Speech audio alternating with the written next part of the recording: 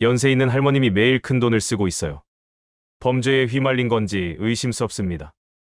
노량진 수산시장 대왕수산의 사장 김태준이 할머니의 행동을 보고는 경찰에 신고했습니다.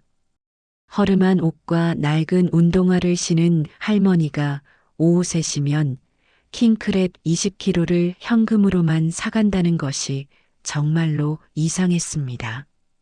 불과 몇 달 전에도 할머니는 25일에 나오는 기초연금만 기다리는 분이었거든요. 충격적인 사실을 알게 되고 대왕수산의 사장 김태준이 오열했습니다. 할머니에게는 무슨 사연이 있었을까요? 구독과 좋아요를 눌러주세요. 오늘은 박순자 할머니의 사연을 여러분께 들려드리겠습니다.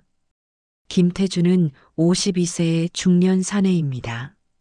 노량진에서만 25년째 킹크랩 전문점을 운영하고 있었죠.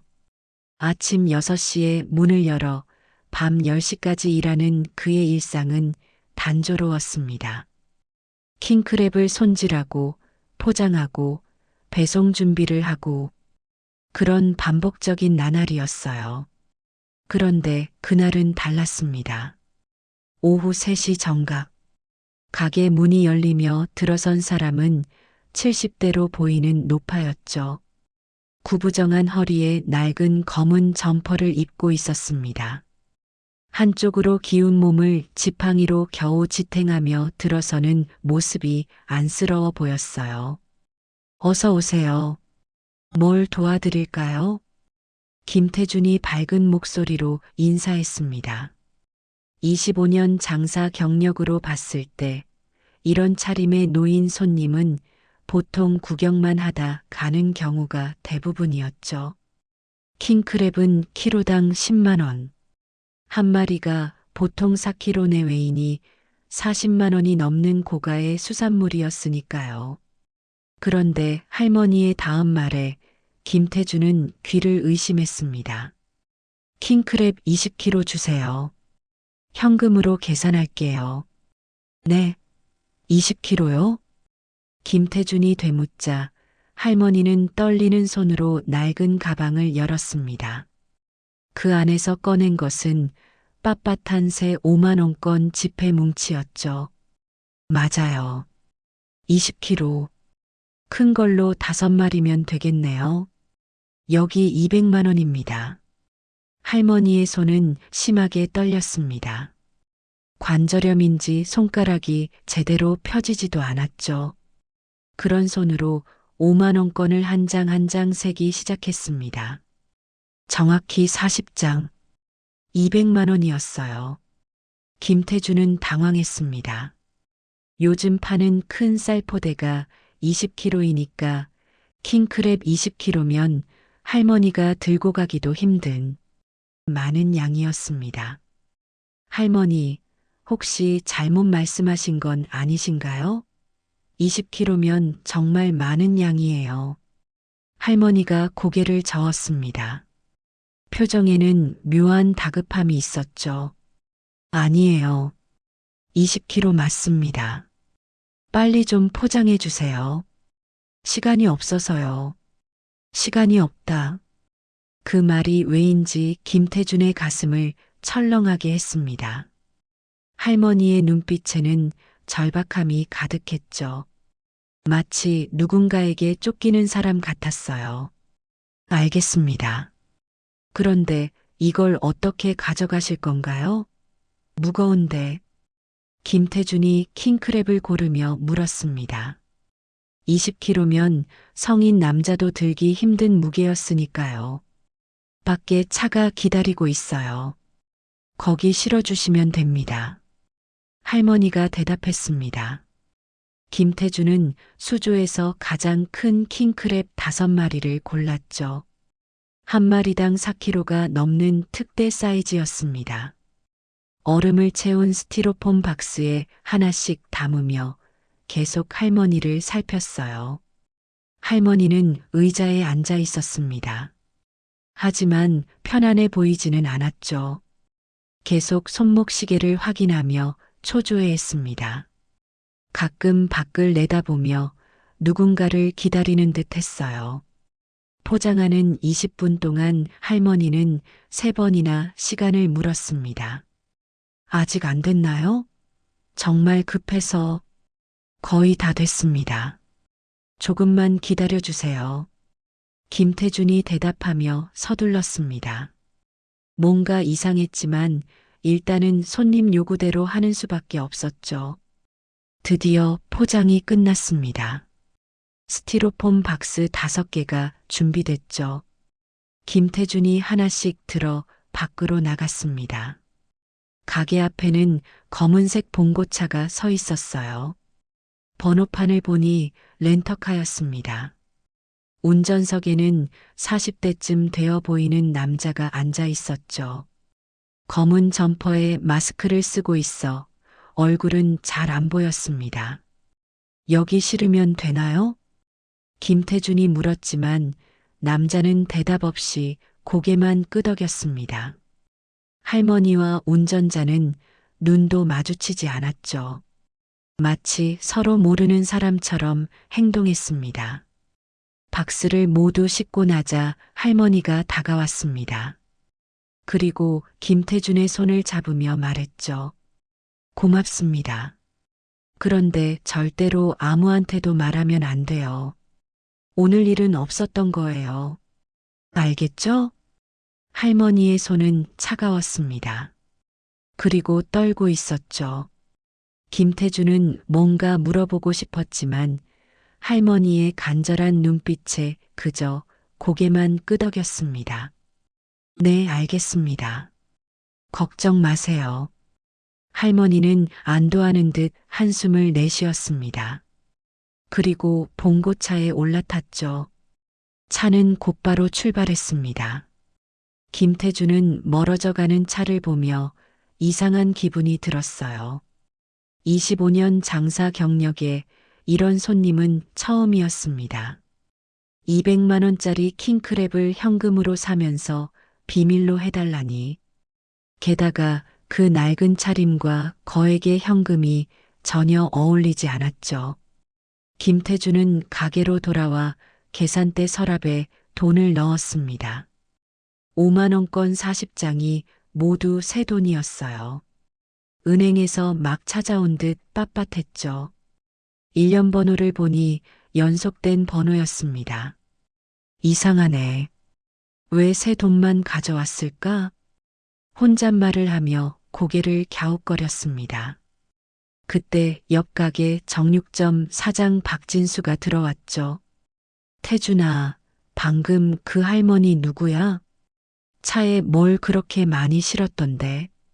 박진수는 52세의 중년 남자로 김태준과는 10년 지기였습니다. 서로 없는 이야기 없이 지내는 사이였죠.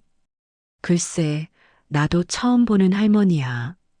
킹크랩 20kg나 사갔어. 20kg? 진짜? 오늘 대박 난 거야? 200만 원 맞아. 대박은 무슨? 현금으로 결제했어. 그것도 새 돈으로. 박진수의 눈이 커졌습니다.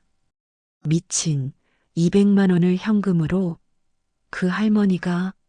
못 믿겠는데. 김태준이 서랍을 열어 돈뭉치를 보여줬습니다. 박진수는 놀란 표정으로 돈을 만져봤죠. 진짜 새 돈이네. 근데 이상하지 않아? 그 차림에 이런 거액을. 그러니까 말이야. 게다가 비밀로 해달라고 신신당부하더라고. 두 사람은 서로를 바라봤습니다. 뭔가 미심쩍은 구석이 있었죠. 혹시 무슨 범죄 같은 거 아니야? 돈 세탁이라든지. 박진수가 걱정스럽게 말했습니다. 김태준도 그런 생각이 들었지만 고개를 저었죠. 에이, 설마. 그냥 돈 많은 할머니겠지. 자식들한테 보내는 거 아닐까? 그래도 뭔가 이상해. 조심하는 게 좋을 거야. 박진수가 돌아간 후 김태준은 계속 생각에 잠겼습니다. 할머니의 절박한 표정, 시간이 없다는 말, 비밀로 해달라는 부탁. 모든 게 수상했죠. 그날 밤 김태준은 아내 정미숙에게 이야기했습니다. 오늘 이상한 할머니가 왔어. 70대 노인이 킹크랩을 200만 원어치나 현금으로 사갔다니까. 정미숙은 놀란 표정으로 남편을 바라봤습니다. 200만 원을 현금으로? 그것도 할머니가? 응, 새 돈으로 가져왔어. 그리고 절대 비밀로 하래. 정미숙의 표정이 굳어졌습니다. 여보, 그거 이상한데. 혹시 위험한 일 아니야? 김태준은 아내를 안심시키려 했지만 자신도 불안했습니다. 25년 동안 장사하면서 이런 일은 없었으니까요. 일단 지켜보자. 한 번뿐이면 그냥 특별한 일이 있었던 거겠지. 하지만 김태준의 예상은 빗나갔습니다. 다음 날 오후 3시, 정확히 같은 시간에 가게 문이 열렸죠. 어제 그 할머니였습니다. 같은 옷, 같은 가방, 같은 표정으로 들어섰어요. 또 오셨네요, 할머니. 김태준이 인사했습니다. 할머니는 어제처럼 가방을 열며 말했죠. 오늘도 20kg 주세요. 현금 여기 있습니다. 또 5만 원권 새 돈 40장이었습니다. 김태준은 당황했지만 일단 주문을 받았죠. 어제와 똑같이 포장하고 똑같이 검은 봉고차에 실었습니다. 운전자도 같은 사람 같았어요.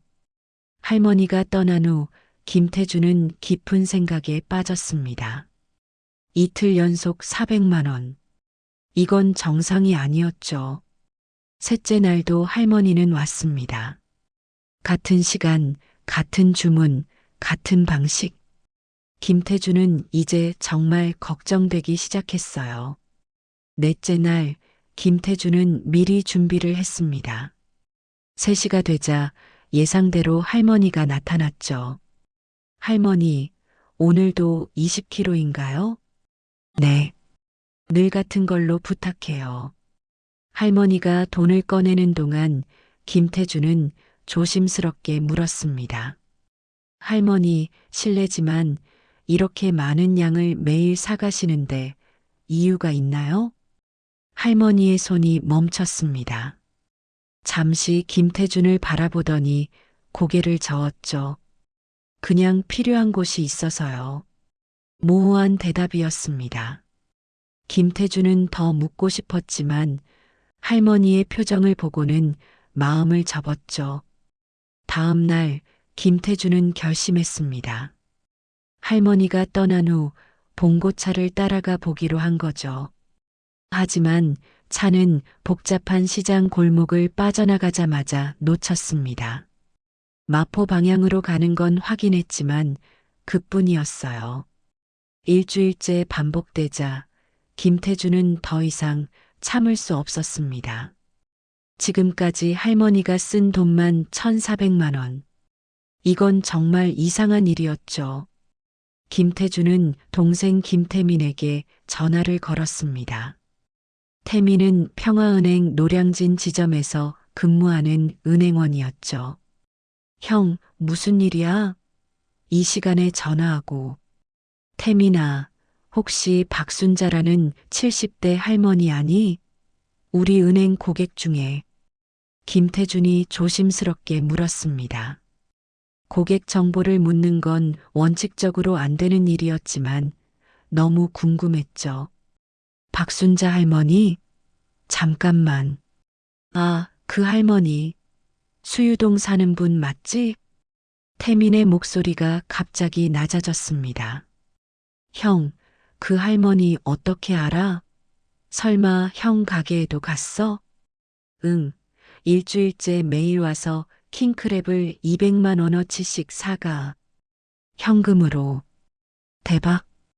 형, 그 할머니 요즘 우리 은행에서도 난리야. 매달 1억씩 찾아가시거든. 김태준의 심장이 쿵쿵 뛰기 시작했습니다. 매달 1억이라니요. 1억? 그 할머니가 그렇게 돈이 많아? 태민이 목소리를 더 낮췄습니다. 형, 이거 말하면 안 되는 건데. 5개월 전에 갑자기 40억이 들어왔어. 그 후로 매달 1억씩 찾아가시는 거야. 우리도 이상해서 금융감독원에 보고까지 했다니까. 40억이요? 김태주는 숨이 막혔습니다. 그 초라한 차림의 할머니가 40억을 갖고 있다니 믿기지 않았죠. 그거 어디서 난 돈인지 알아? 모르지. 개인정보라 더 이상은. 형, 근데 조심해.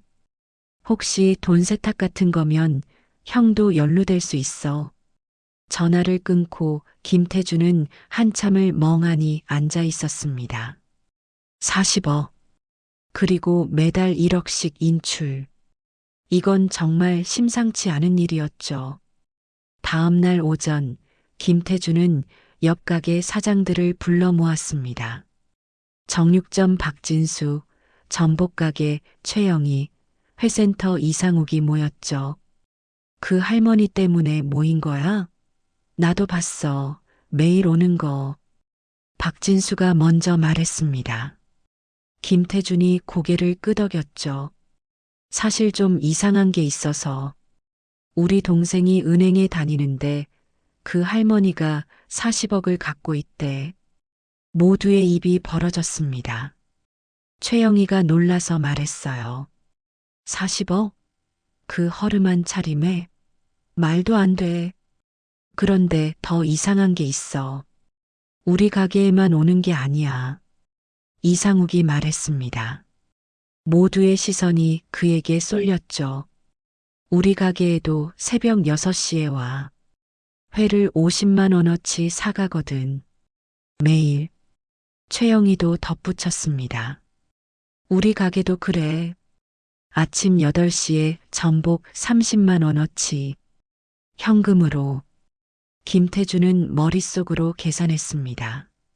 자기 가게 200만 원, 이상욱 가게 50만 원, 최영희 가게 30만 원.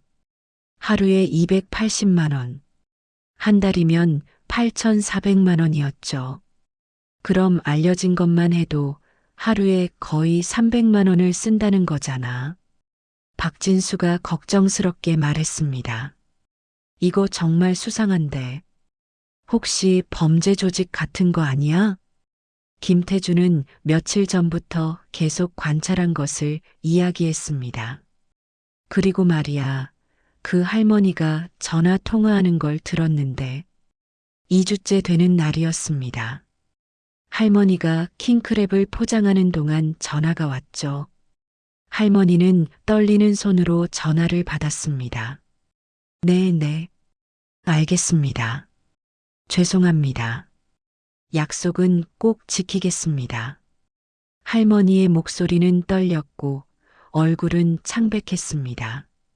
전화를 끊고 나서도 한참을 손을 떨었죠.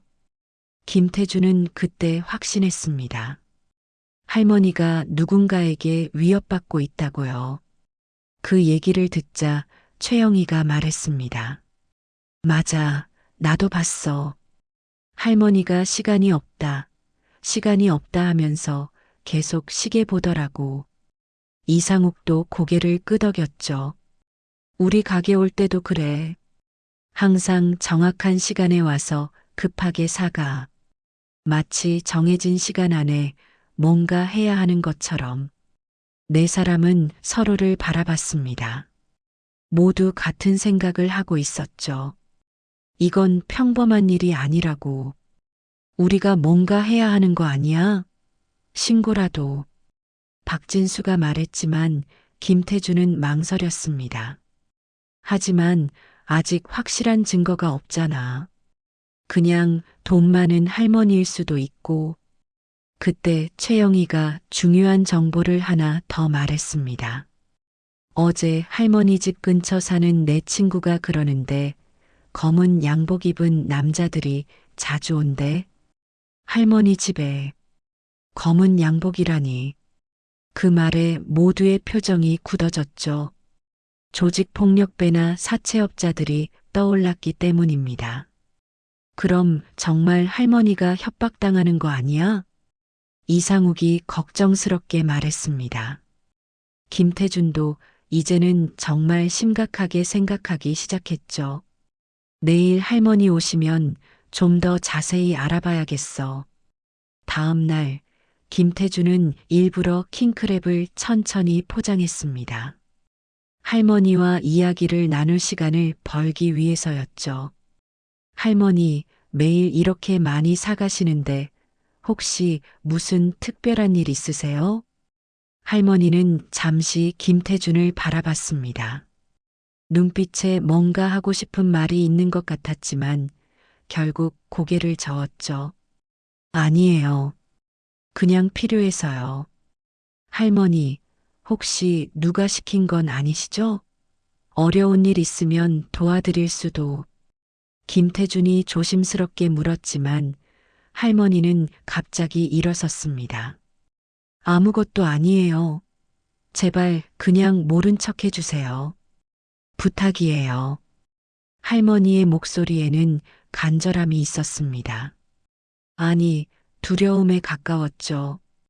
김태준은 더 이상 묻지 못했습니다. 그날 저녁 김태준은 검은 봉고차 번호를 적어두었습니다. 그리고 인터넷으로 조회해봤죠. 역시나 렌터카였습니다.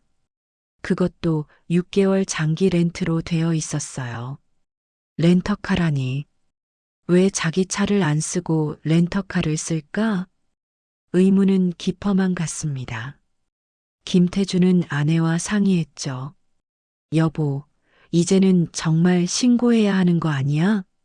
정미숙도 걱정스러운 표정이었습니다.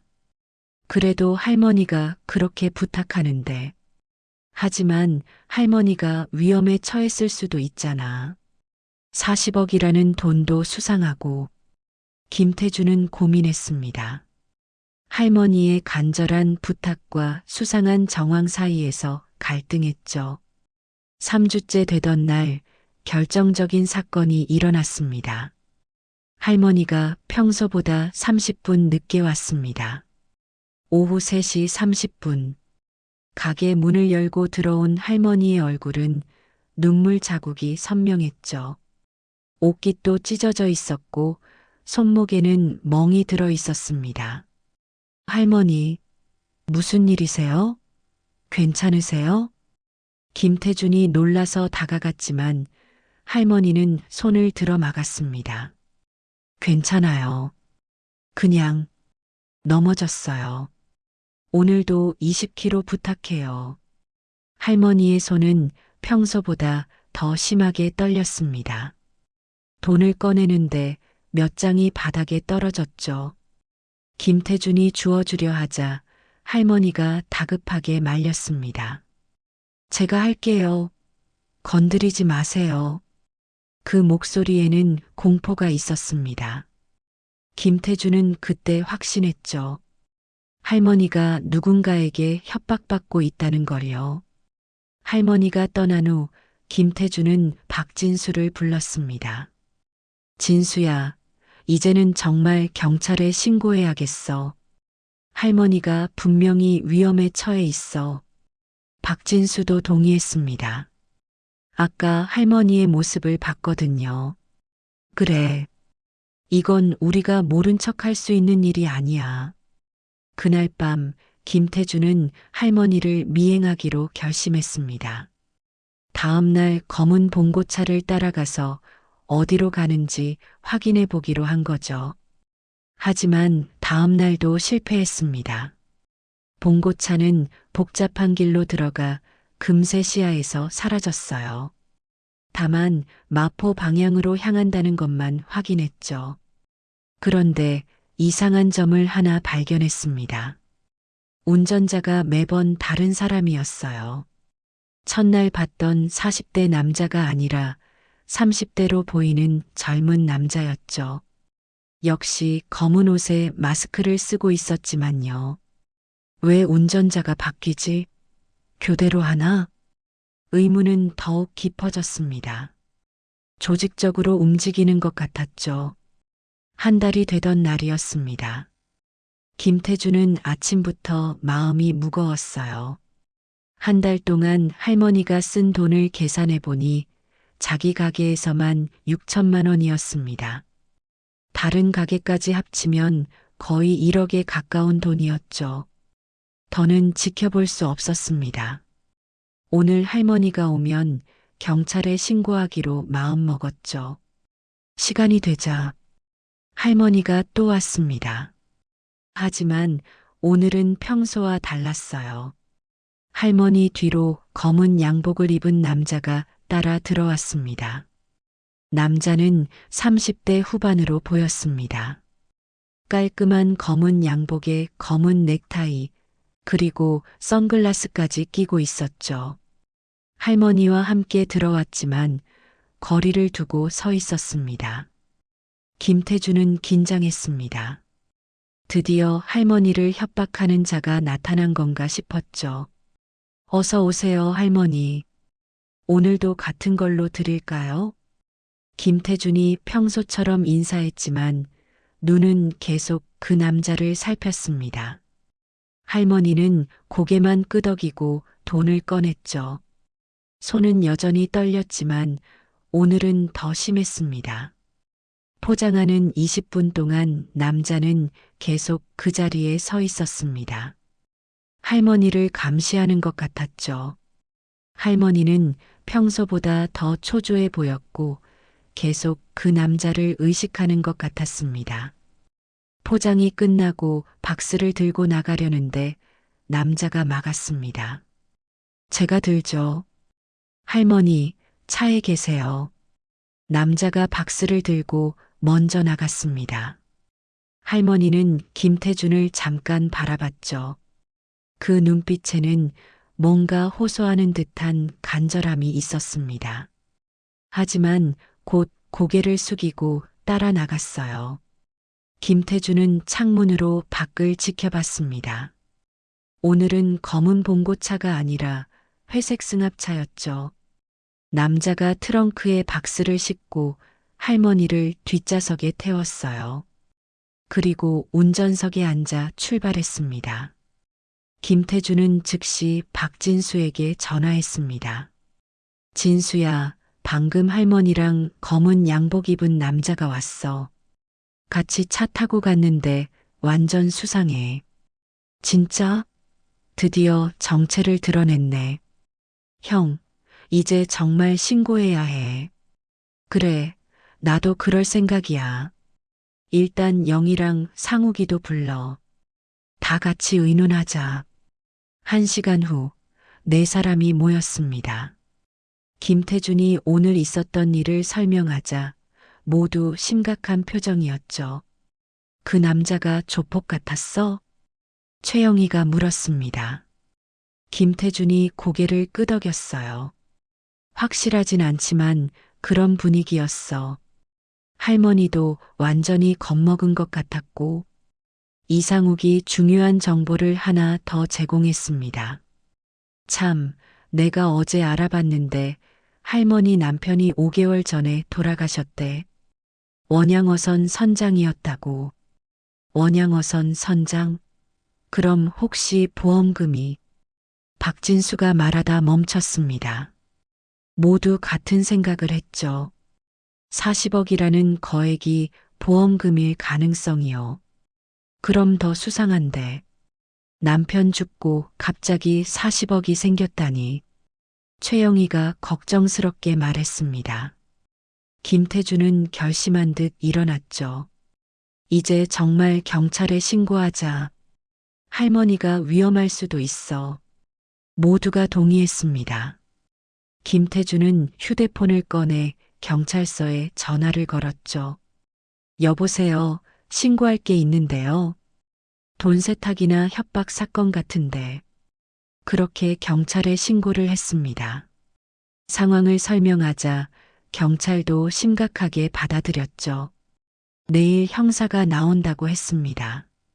그날 밤 김태준은 잠을 이룰 수 없었습니다. 할머니의 간절한 눈빛이 자꾸 떠올랐죠. 과연 무슨 사연이 있는 걸까요?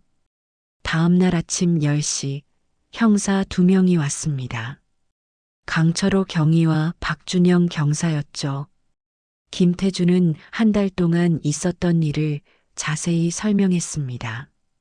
40억이라는 돈, 매일 현금으로 300만 원씩 지출, 검은 양복의 남자들, 렌터카, 그리고 할머니의 이상한 행동까지 모든 걸 이야기했죠. 이건 정말 수상하네요. 일단 할머니 신원부터 확인해 봐야겠습니다. 강철호 경위가 수첩에 메모하며 말했습니다. 박준영 경사는 사진을 찍으며 현장을 조사했죠. 혹시 할머니 집 주소 아세요? 수유동이라고만 들었습니다. 정확한 주소는 모르고요. 알겠습니다. 오늘 할머니 오시면 저희가 잠복해서 지켜보겠습니다. 형사들은 맞은편 카페에 자리를 잡았습니다. 오후 3시를 기다리며 잠복 수사를 시작했죠. 2시 50분. 김태준은 초조하게 시계를 봤습니다. 오늘도 할머니가 올까요? 아니면 어제 그 남자 때문에 못 오는 걸까요? 3시 정각. 가게 문이 열렸습니다. 할머니였죠. 하지만 오늘은 혼자였습니다. 그리고 평소보다 더 지쳐 보였어요. 눈 밑에 다크서클이 짙었고 얼굴은 더 수척해 보였습니다. 어서 오세요, 할머니. 김태준이 인사했지만 마음이 아팠습니다. 할머니는 힘없이 고개만 끄덕였죠. 오늘도 20kg요. 할머니가 가방을 열려는데 손이 너무 떨려서 지퍼가 잘 안 열렸습니다. 김태준이 도와주려 하자 할머니가 놀라서 뒤로 물러났죠. 괜찮아요. 제가 할게요. 간신히 가방을 연 할머니는 돈을 꺼냈습니다.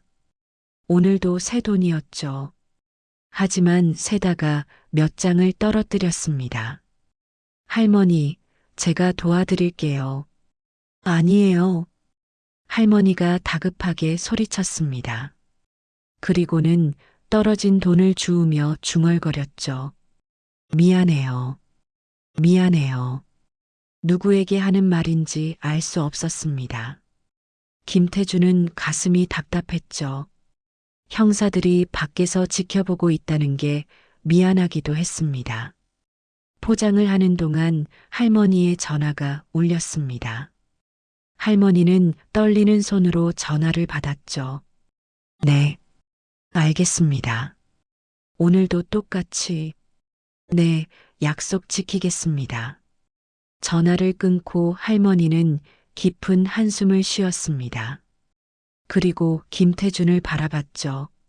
뭔가 말하고 싶은 것 같았지만 결국 아무 말도 하지 않았습니다. 할머니, 혹시 어려운 일 있으면 이야기하세요. 김태준이 조심스럽게 말을 꺼냈지만 할머니는 고개를 저었습니다.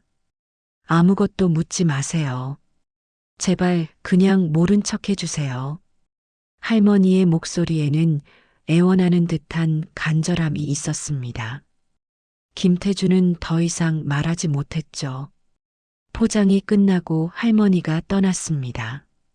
오늘은 평소의 검은 봉고차였고 운전자는 또 다른 사람이었죠. 이번엔 50대로 보이는 중년 남자였습니다.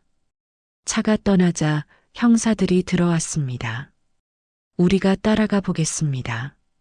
사장님은 그냥 평소처럼 하세요. 강철호 경위가 말하고 급히 나갔습니다. 박준영 경사도 따라 나갔죠. 30분 후 강철호 경위에게서 전화가 왔습니다. 놓쳤습니다. 마포 쪽으로 가다가 복잡한 골목에서 놓쳤어요. 근데 차량 조회를 해보니 6개월 장기 렌트가 맞네요. 현금 결제로 되어 있고요. 김태준은 실망했지만 어쩔 수 없었습니다. 내일 다시 와보겠습니다. 이번엔 차량 2대로 따라가 볼게요. 다음 날 형사들은 더 철저히 준비했습니다. 차량 2대에 나눠 타고 무전기도 준비했죠. 하지만 이날 할머니는 오지 않았습니다. 처음으로 할머니가 오지 않은 날이었죠. 김태주는 불안했습니다. 혹시 어제 형사들이 따라간 걸 알아차린 걸까요? 아니면 할머니에게 무슨 일이 생긴 걸까요? 다음 날도 할머니는 오지 않았습니다. 이틀 연속 나타나지 않자 김태준의 불안은 극에 달했죠.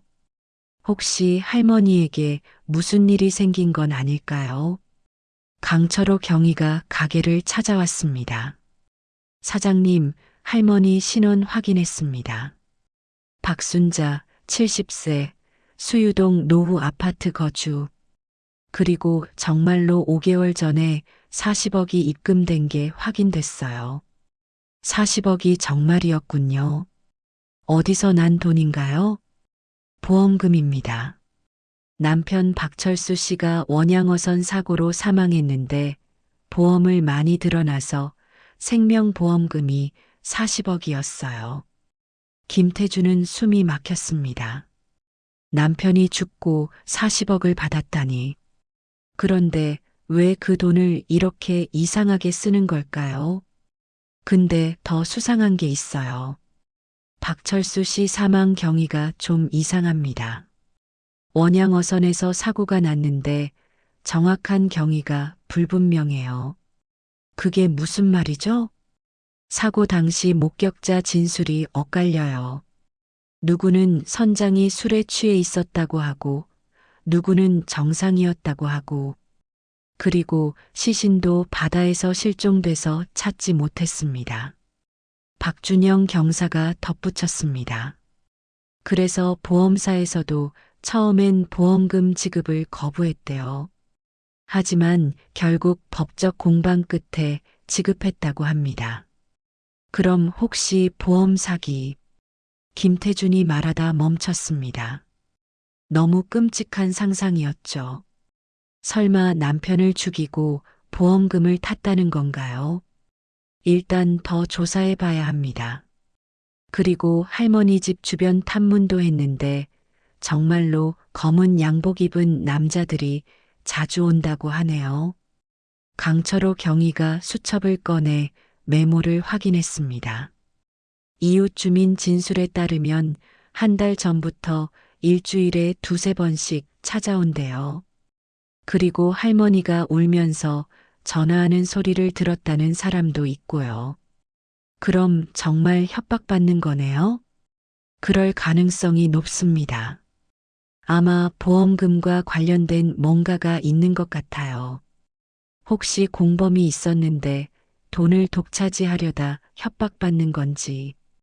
형사들의 추측은 계속됐습니다. 김태주는 할머니가 안쓰러우면서도 무서웠죠. 만약 정말로 남편을 죽인 거라면 사흘째 되는 날 드디어 할머니가 다시 나타났습니다. 하지만 모습이 더욱 초췌했죠. 얼굴은 더 수척해졌고 걸음걸이도 힘들어 보였습니다. 어서 오세요, 할머니. 며칠 못 뵀네요. 김태준이 인사했지만 할머니는 대답 없이 고개만 끄덕였습니다. 그리고는 떨리는 손으로 가방을 열었죠. 오늘도 20kg요. 여기 돈 있습니다. 할머니가 돈을 내밀었습니다. 하지만 오늘은 새 돈이 아니었어요. 구겨진 돈들이 섞여 있었죠. 그리고 정확히 200만 원이 아니라 195만 원이었습니다. 할머니, 5만 원이 모자라는데요. 할머니가 당황했습니다. 다시 가방을 뒤지기 시작했죠. 하지만 가방은 텅 비어 있었습니다. 아, 집에 두고 왔나 봐요. 내일 드릴게요. 할머니의 목소리는 떨렸습니다. 김태주는 그냥 드리겠다고 하려 했지만 형사들이 밖에서 지켜보고 있다는 걸 의식했죠. 괜찮아요. 내일 주셔도 됩니다. 감사합니다. 정말 죄송해요. 할머니는 계속 사과했습니다. 마치 큰 잘못이라도 한 것처럼요. 포장하는 동안 할머니는 계속 초조해했습니다. 휴대폰을 꺼내 시간을 확인하고 또 확인하고 그러다 전화가 왔죠. 네. 오늘도 준비했습니다. 곧 가겠습니다. 네, 알겠습니다. 전화를 끊고 할머니는 김태준을 봤습니다. 뭔가 말하려는 듯 했지만 결국 입을 다물었죠. 박스를 들고 나가는데 밖에 검은 봉고차가 아니라 흰색 승합차가 서 있었습니다. 운전석에는 젊은 남자가 앉아 있었죠. 처음 보는 얼굴이었습니다. 왜 차와 운전자가 계속 바뀌는 걸까요? 김태준은 의아했지만 아무 말 없이 박스를 실었습니다. 할머니가 차에 오르기 전 김태준을 돌아봤습니다. 그 눈빛에는 뭔가 호소하는 듯한 간절함이 있었죠. 하지만 이내 차에 올라 떠났습니다. 차가 떠나자 형사들이 따라갔습니다. 이번엔 놓치지 않겠다고 다짐하며요. 1시간 후 강철호 경위에게서 전화가 왔습니다. 사장님, 또 놓쳤습니다. 마포 쪽으로 가다가 한강대교 근처에서 갑자기 사라졌어요. 아마 일부러 따돌린 것 같습니다. 김태준은 실망했지만 한편으로는 안도했습니다. 할머니가 무사하다는 뜻이니까요. 대신 중요한 정보를 하나 얻었습니다. 차량 소유자를 추적해 봤더니 렌터카 회사 명의인데 임차인이 가명을 쓴 것 같아요. 신분증도 위조된 걸로 보입니다. 위조 신분증이라니. 이건 정말 조직적인 범죄 같았습니다. 내일은 할머니 집에서부터 미행해 보겠습니다. 아침 일찍부터 감시할게요. 다음 날 새벽 6시 형사들은 할머니 집 근처에서 잠복을 시작했습니다. 김태준도 가게를 일찍 열고 기다렸죠. 오전 9시쯤 강철호 경위에게서 전화가 왔습니다. 사장님, 할머니가 집에서 나왔어요. 그런데 혼자가 아니라 남자 둘이랑 함께해요. 검은 양복 입은 사람들입니다. 김태준의 심장이 쿵쿵 뛰었습니다. 드디어 정체를 드러내는 건가요? 지금 흰색 승합차를 타고 이동 중입니다. 따라가 보겠습니다. 30분 후 다시 전화가 왔습니다.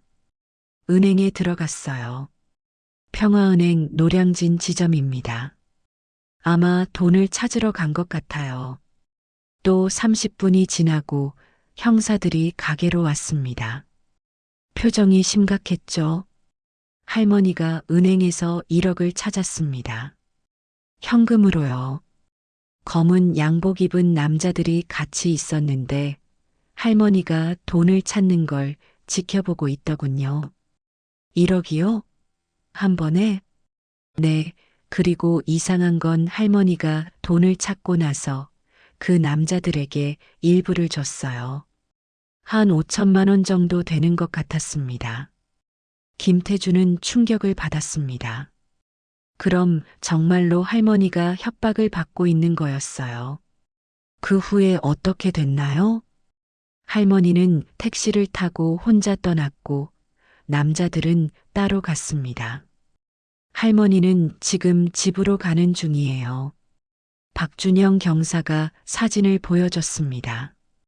은행 CCTV에 찍힌 장면이었죠. 할머니가 돈 뭉치를 남자들에게 건네는 모습이 선명했습니다. 이건 명백한 공갈이에요. 즉시 그 남자들을 잡아야 합니다. 강철호 경위가 단호하게 말했습니다. 일단 신원을 파악 중입니다. 그리고 할머니도 보호해야 해요.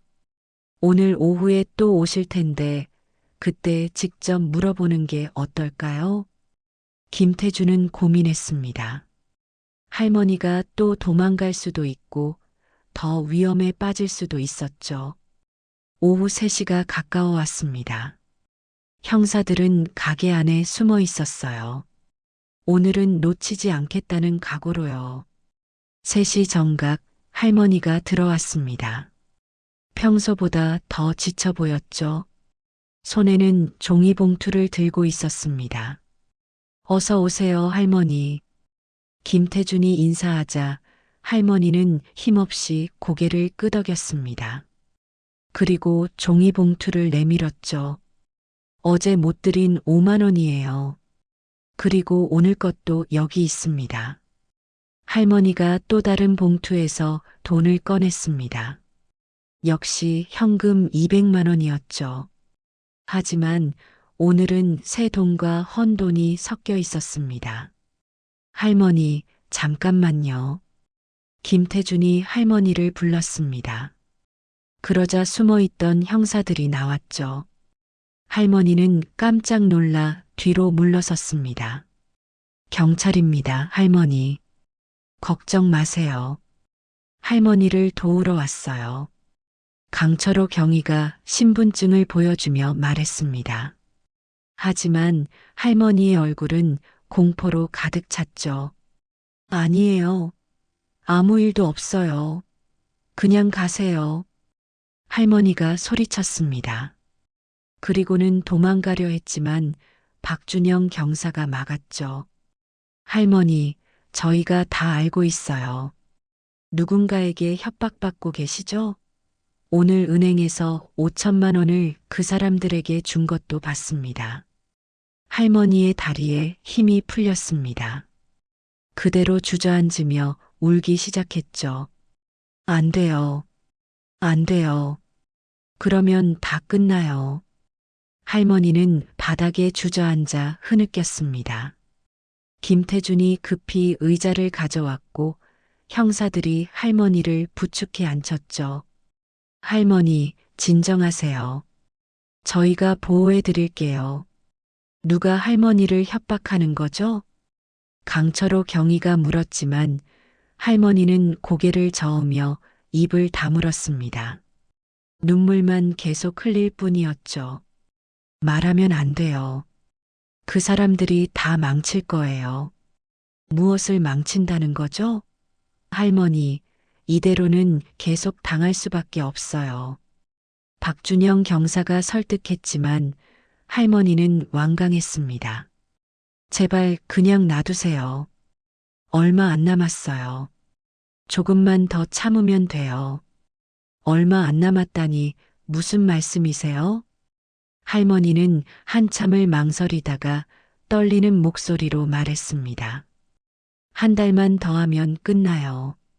그러니 제발. 그때 할머니의 전화가 울렸습니다. 화면을 보니 번호가 없는 발신자였죠. 할머니는 공포에 질린 표정으로 전화를 받았습니다. 네. 아니에요. 아무도 없어요. 그냥 늦은 거예요. 네, 알겠습니다. 전화를 끊자 할머니는 더욱 초조해했습니다. 빨리 킹크랩 주세요. 지금 가야 해요. 늦으면 안 돼요. 할머니, 일단 진정하시고. 안 돼요. 지금 가지 않으면 큰일 나요. 할머니가 거의 비명을 지르듯 말했습니다. 김태준은 어쩔 수 없이 킹크랩을 포장하기 시작했죠. 형사들은 서로를 바라보며 고민했습니다. 할머니, 그럼 이렇게 하죠. 일단 오늘은 평소처럼 하시고 저희가 멀리서 지켜볼게요. 위험하면 바로 개입하겠습니다. 강철호 경위가 제안했습니다. 할머니는 불안한 표정이었지만 어쩔 수 없이 고개를 끄덕였죠. 절대 가까이 오면 안 돼요. 들키면 정말 끝이에요. 알겠습니다. 멀리서만 지켜볼게요. 포장이 끝나고 할머니가 박스를 들고 나갔습니다. 밖에는 역시 검은 봉고차가 기다리고 있었죠. 오늘은 처음 봤던 40대 남자가 운전석에 있었습니다. 할머니가 차에 타자 봉고차는 출발했습니다. 형사들도 급히 차를 타고 따라갔죠. 김태주는 가게에 남아 초조하게 기다렸습니다. 1시간 후 강철호 경위에게서 전화가 왔습니다. 사장님, 이상한 곳에 도착했어요. 폐공장 같은 곳인데 마포구 외곽에 버려진 창고지대예요. 폐공장이요? 왜 거기에? 모르겠어요. 할머니가 들어간 지 30분이 됐는데 아직 안 나오고 있습니다. 우리도 들어가 봐야 할 것 같은데. 그때 전화 너머로 박준영 경사의 다급한 목소리가 들렸습니다. 경위님, 사람들이 나옵니다. 할머니도 있고. 사장님, 일단 할머니는 무사히 나왔어요. 봉고차 타고 집으로 가는 중입니다. 다음 날 아침 강철호 경위가 일찍 가게를 찾아왔습니다. 표정이 매우 심각했죠. 사장님, 어젯밤에 중요한 정보를 입수했습니다. 그 검은 양복 입은 남자들의 정체를 알아냈어요. 누구인가요? 브로커들입니다. 강철호 경위가 파일을 꺼내 보여줬습니다. 이 사진 보세요. 폐공장 주변 CCTV에 찍힌 건데 이 사람들이 매일 새벽에 나갔다가 저녁에 돌아옵니다. 얼굴을 가리고 다니죠. 김태주는 사진을 자세히 봤습니다. 정말로 모두 마스크와 모자로 얼굴을 가리고 있었어요. 그리고 더 이상한 건 할머니가 매달 그 브로커들에게 5천만 원씩 준다는 겁니다. 보호비 명목으로요. 보호비라니. 그럼 할머니가 협박당하는 게 맞네요? 그런 것 같은데. 문제는 할머니가 자발적으로 하는 것처럼 보인다는 거예요. 어제도 봤잖아요. 그 사람들과 웃으며 대화하는 걸. 박준영 경사가 덧붙였습니다. 저희 추측으론 폐공장에 있는 사람들이 뭔가 큰 약점을 가진 것 같아요. 그래서 브로커들이 그걸 빌미로 할머니한테 돈을 뜯는 거죠. 그때 김태준의 동생 태민에게서 전화가 왔습니다. 형, 박철수 선장에 대해 더 알아봤는데 정말 놀라운 사실이 있어. 뭔데? 박철수 선장이 구한 선원 3명. 그 사람들 이름이 없어. 공식 기록에 아예 없는 사람들이야. 김태준은 형사들을 봤습니다. 모두 같은 생각을 한 것 같았죠. 신원 미상자들이에요. 아마 정식 서류가 없는 사람들인 것 같아요. 강철호 경위가 심각하게 말했습니다. 오후 2시 할머니가 오기 1시간 전에 형사들이 결정을 내렸습니다. 오늘 할머니를 따라가서 폐공장에서 무슨 일이 일어나는지 직접 확인하겠습니다. 필요하면 현장에서 체포도 할 겁니다. 하지만 할머니가 그렇게 막았는데 김태준이 걱정스럽게 말했지만 강철호 경위는 단호했습니다. 더 이상 두고 볼 수 없어요. 이미 6천만 원이 넘는 돈이 오갔고 할머니가 위험에 처할 수도 있습니다. 3시 정각 할머니가 나타났습니다. 오늘은 평소보다 더 지쳐 보였어요. 걸음걸이도 힘들어 보였고 얼굴색도 창백했죠. 어서 오세요, 할머니. 오늘도 20kg요. 할머니가 떨리는 손으로 돈을 꺼냈습니다. 하지만 오늘은 뭔가 달랐어요. 돈을 세다가 자꾸 떨어뜨리고 숫자도 헷갈려 했죠. 할머니, 괜찮으세요? 네, 괜찮아요. 그냥 좀 피곤해서. 포장을 하는 동안 할머니는 계속 시계를 봤습니다. 평소보다 더 초조해 보였어요. 사장님, 좀 더 빨리 해주실 수 없을까요? 오늘은 정말 급해서. 거의 다 됐어요. 조금만 기다려 주세요. 그때 할머니의 전화가 울렸습니다. 화면을 보니 브로커라고 저장되어 있었죠. 할머니는 당황해서 전화를 받았습니다. 네, 지금 가고 있어요. 10분이면 도착해요. 제발 조금만. 전화 너머로 거친 남자 목소리가 들렸습니다. 빨리 안 오면 어떻게 되는지 알지? 그 사람들이 어떻게 되는지. 할머니의 얼굴이 하얗게 질렸습니다. 알겠습니다. 곧 갈게요. 제발 그 사람들한테는. 전화가 끊겼습니다. 할머니는 거의 울 것 같은 표정이었죠. 사장님, 제발. 지금 가야 해요.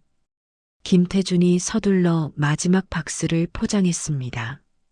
할머니는 박스를 들고 뛰다시피 나갔어요. 밖에는 검은 봉고차가 기다리고 있었습니다. 운전자가 차에서 내려 박스를 실었죠. 그리고 할머니에게 작은 목소리로 뭔가 말했습니다. 오늘 특별 손님이 있어요. 조심하세요. 할머니가 더욱 긴장했습니다. 차에 타자마자 출발했죠. 형사들이 즉시 따라갔습니다. 이번에는 차량 2대로 준비했어요. 절대 놓치지 않겠다는 각오였죠.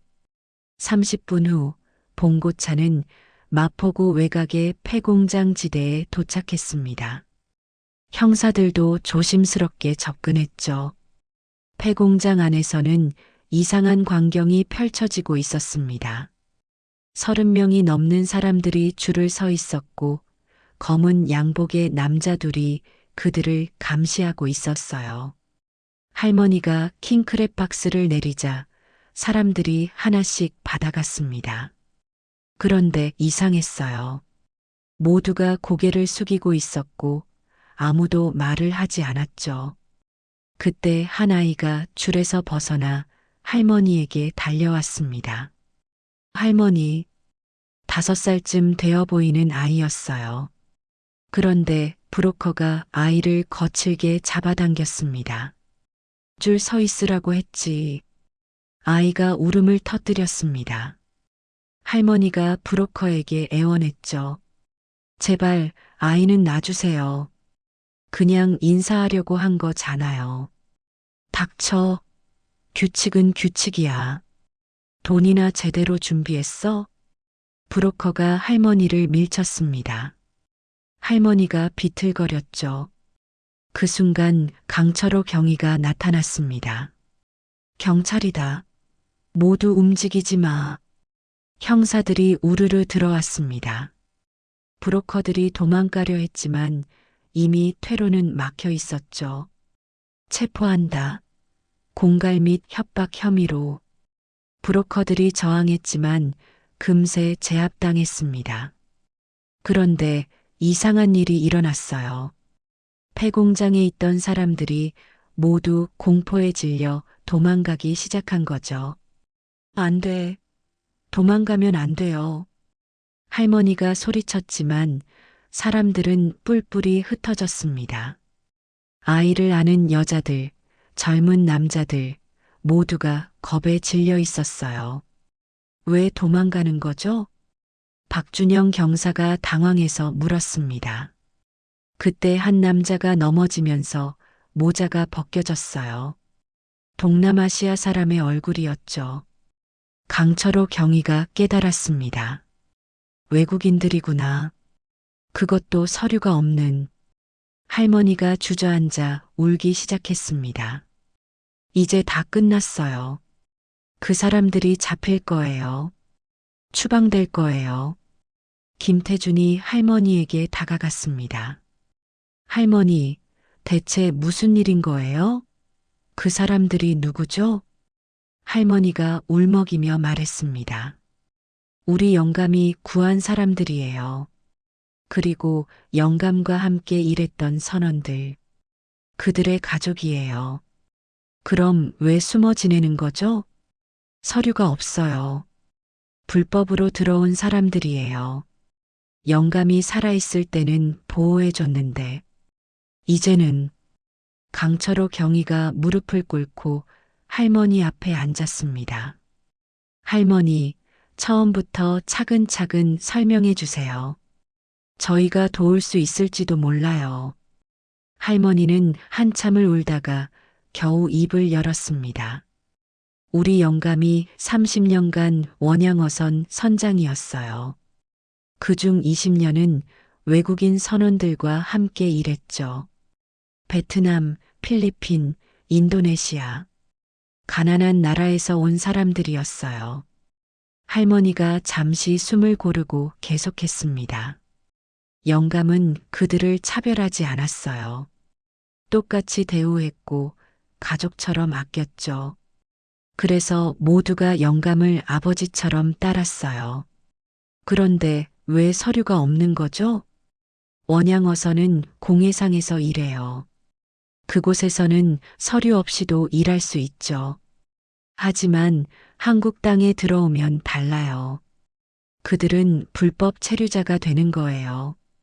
박준영 경사가 이해하기 시작했습니다. 그래서 박철수 선장님이 그들을 숨겨준 거군요. 네. 영감은 늘 말했어요. 바다에서 함께 목숨 걸고 일한 형제들인데 땅에서라고 다를 게 뭐냐고. 그때 도망갔던 사람들 중 한 명이 돌아왔습니다. 30대 남자였는데 조심스럽게 다가왔죠. 할머니, 괜찮으세요? 그는 더듬거리는 한국말로 물었습니다. 할머니가 고개를 끄덕였어요. 경찰님, 우리 나쁜 사람 아니에요. 그냥 일하고 싶어요. 남자의 눈에 눈물이 고였습니다.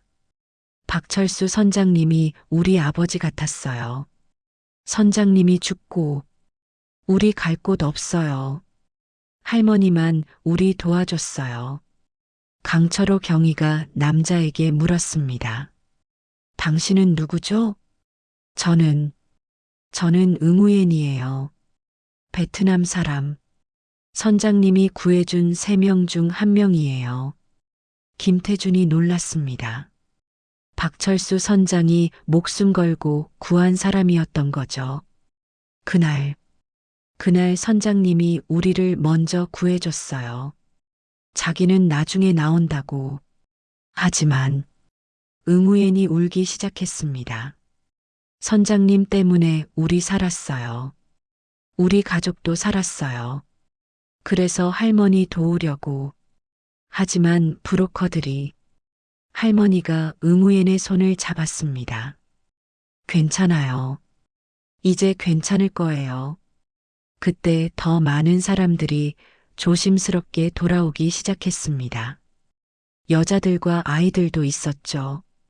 모두 겁에 질려 있었지만 할머니를 걱정하는 마음에 돌아온 것 같았어요. 강철호 경위가 그들을 둘러보며 말했습니다. 일단 진정하세요. 저희는 여러분을 잡으러 온 게 아닙니다. 브로커들을 체포하러 온 거예요. 정말이에요? 우리 안 잡아가요? 한 여자가 떨리는 목소리로 물었습니다. 박준영 경사가 대답했죠. 여러분은 피해자예요. 브로커들에게 착취당한 피해자들이죠. 일단 상황을 파악해야겠지만 무조건 추방하지는 않을 겁니다. 그때 5살 아이가 할머니에게 다시 다가왔습니다. 아까 브로커에게 잡혔던 그 아이였죠. 할머니, 아파요? 아이가 할머니의 손을 만지며 물었습니다. 할머니는 아이를 안으며 웃었어요. 괜찮아, 철수야. 할머니는 괜찮아. 철수라는 이름에 김태준이 놀랐습니다. 할머니가 설명했죠. 이 아이 아버지가 우리 영감이 구한 사람이에요. 감사하다고 아이 이름을 영감 이름 따서 지었대요. 응우엔이 고개를 끄덕였습니다. 맞아요. 제 아들이에요. 박철수 선장님 이름 따서 철수라고. 선장님이 아니었으면 이 아이도 없었어요. 강철호 경위가 할머니에게 물었습니다. 그래서 할머니가 매일 킹크랩을 사다 주신 거군요. 이 사람들을 먹이려고. 할머니가 고개를 끄덕였습니다. 우리 영감이 30년간 킹크랩을 잡았어요. 러시아 바다에서 목숨 걸고 잡았죠. 하지만 선원들은 한 번도 못 먹어봤대요. 다 수출용이라서. 할머니의 눈에 눈물이 고였습니다. 영감이 마지막에 그랬어요. 내가 죽으면 선원들한테 킹크랩 실컷 먹여줘. 평생 고생만 시켰는데 그것밖에 해줄 게 없다고. 그래서 매일 20kg씩. 네. 여기 30명이 매일 모여서 먹어요. 킹크랩으로 찌개도 끓이고 라면도 끓이고. 아이들이 처음 먹어봤을 때 얼마나 좋아하던지. 응우엔의 아내가 더듬거리는 한국말로 말했습니다. 우리 킹크랩 처음 먹어봤어요. 너무 맛있어요. 아이가 아빠가 잡는 거 이렇게 맛있어요? 하면서 김태주는 가슴이 뭉클해졌습니다. 평생 킹크랩을 잡았지만 정작 먹어보지 못한 사람들. 그들에게 처음으로 킹크랩을 먹여주는 할머니의 마음이 느껴졌죠. 그런데 브로커들은 왜 개입한 거죠? 박준영 경사가 물었습니다. 할머니가 한숨을 쉬었어요. 처음엔 없었어요. 그런데 한 달 전부터 나타났죠. 우리가 불법 체류자들을 돕는다는 걸 어떻게 알았는지 신고하겠다고 협박했어요. 그래서 매달 5천만 원씩. 네. 안 주면 모두 신고해서 추방시키겠다고. 어쩔 수 없었어요. 강철호 경위가 분노했습니다. 그 나쁜 놈들, 착한이라는 사람을 협박하다니. 그때 응우엔이 무릎을 꿇었습니다. 경찰님, 제발 부탁이에요. 우리 추방시키지 마세요. 우리 나쁜 일 안 해요. 그냥 일하고 싶어요. 다른 사람들도 무릎을 꿇기 시작했습니다. 아이를 아는 여자들, 젊은 남자들 모두가 간절히 부탁했죠. 제발, 제발 한 번만 기회 주세요. 강철호 경위가 그들을 일으켜 세웠습니다. 일어나세요. 무릎 꿇을 일 아니에요. 일단 상황을 정리하고 최선의 방법을 찾아보겠습니다. 박준영 경사가 할머니에게 물었습니다. 할머니, 혹시 박철수 선장님이 이 사람들을 구했다는 증거가 있나요? 공식 기록이라도. 할머니가 고개를 저었습니다. 공식 기록엔 없어요. 이 사람들이 서류가 없으니까. 하지만 할머니가 갑자기 뭔가 생각난 듯 말했습니다. 영감이 남긴 일기가 있어요. 거기에 다 적어놨어요. 누구를 구했고 어떻게 구했는지. 그거 가져올 수 있나요? 네, 집에 있어요. 그리고 영감이 찍은 사진도 있어요. 선원들과 함께 찍은. 응우엔이 덧붙였습니다. 저도 있어요. 선장님이랑 같이 찍은 사진. 그리고 이거. 그는 주머니에서 낡은 종이를 꺼냈습니다. 한글로 삐뚤빼뚤 적혀 있었죠. 나는 응우엔을 내 동생처럼 아낀다. 그에게 무슨 일이 생기면 내가 책임진다. 마이너스 박철수. 선장님이 써준 거예요. 우리 모두한테 하나씩 써줬어요. 강철호 경위가 종이를 받아봤습니다. 비록 법적 효력은 없지만 박철수 선장의 마음이 느껴지는 증거였죠. 이것들을 모두 모아서 법무부에 제출하면 혹시 인도적 체류 허가를 받을 수 있을지도 몰라요. 정말이에요? 네. 특히 아이들은 한국에서 태어났으니 더 유리할 거예요. 그리고 박철수 선장님의 공로를 인정받으면 그때 체포된 브로커 중 한 명이 소리쳤습니다. 헛수고예요. 그 사람들은 불법 체류자야. 어차피 추방될 거라고. 닥쳐. 강철호 경위가 호통쳤습니다. 당신들이나 걱정하세요. 공갈, 협박, 그리고 아마 인신매매 혐의도 추가될 거요. 브로커들이 페트카에 실려갔습니다. 폐공장에는 다시 평온이 찾아왔죠. 할머니가 킹크랩 박스를 열었습니다. 이제 안심하고 먹어요. 더 이상 눈치 볼 필요 없어요. 사람들이 조심스럽게 다가왔습니다. 아이들이 먼저 나서서 킹크랩을 구경했죠. 우와, 오늘도 크다. 철수가 킹크랩 다리를 들어 보이며 웃었습니다. 그 순간 모두가 웃음을 터뜨렸어요. 오랜만에 마음 편히 웃는 모습이었죠. 김태준이 할머니에게 다가갔습니다. 할머니, 이제부터는 제가 도울게요. 킹크랩도 원가로 드릴 테니 부담 갖지 마세요. 아니에요. 돈은 제가 낼 거예요.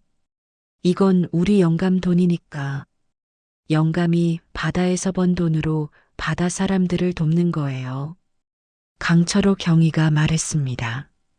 할머니, 내일 법무부에 같이 가시죠. 이 사람들이 체류할 수 있도록 최선을 다해 보겠습니다. 감사합니다. 정말 감사합니다. 할머니가 눈물을 흘렸습니다.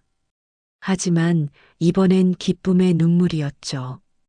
그날 저녁 폐공장에서는 작은 잔치가 열렸습니다. 킹크랩으로 끓인 라면, 찌개, 그리고 구이. 모두가 함께 나눠 먹었어요. 김태준도 함께 식사를 했습니다. 응우엔이 말했죠. 선장님이 늘 말했어요. 언젠가 다 같이 킹크랩 파티하자고.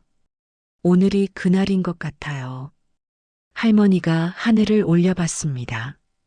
영감, 보고 있어요? 당신이 사랑한 사람들이 이제 안전해요. 당신이 꿈꾸던 대로 다 함께 킹크랩 먹고 있어요. 그때 철수가 할머니 옆으로 와서 작은 손으로 킹크랩 다리를 내밀었습니다. 할머니, 이거 드세요. 제일 맛있는 부분이에요. 할머니는 아이를 안으며 울었습니다.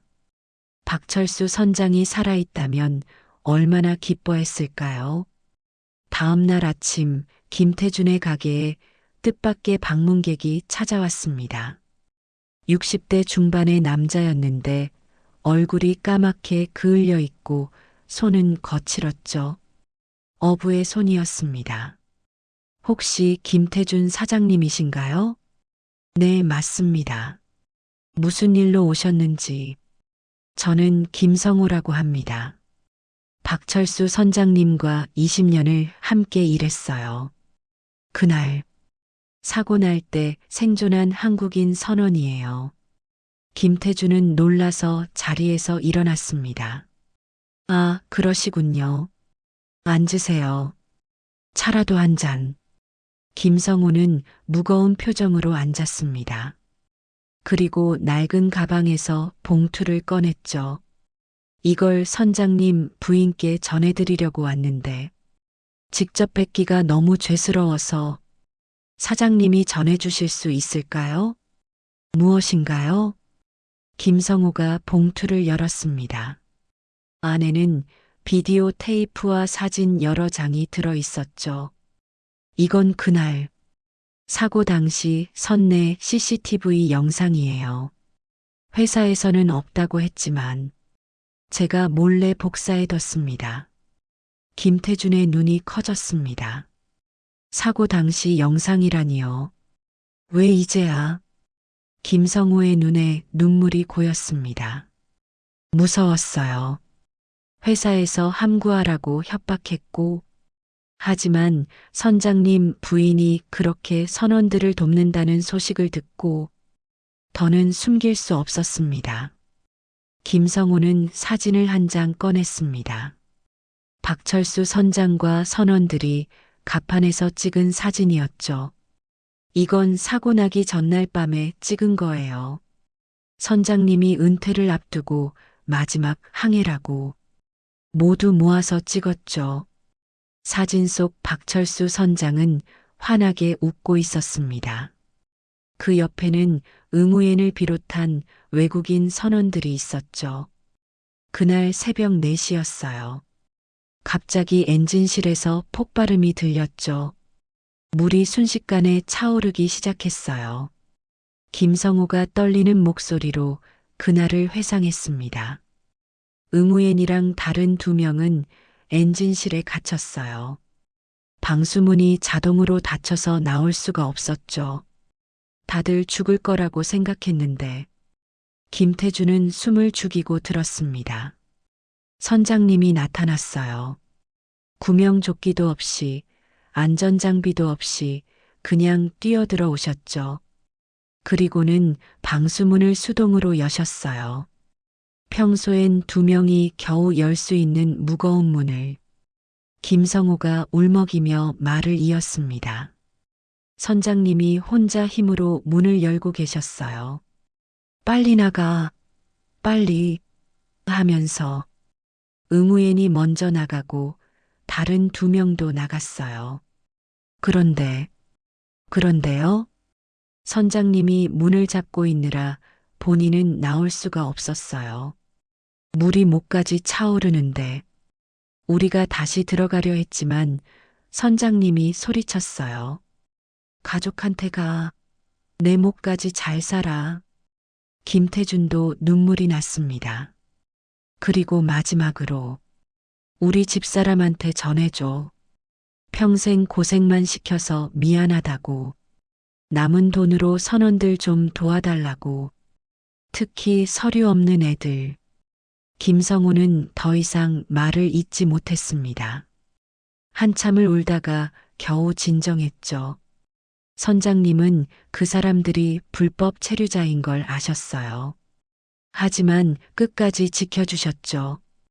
바다에서는 모두가 평등하다고 늘 말씀하셨어요.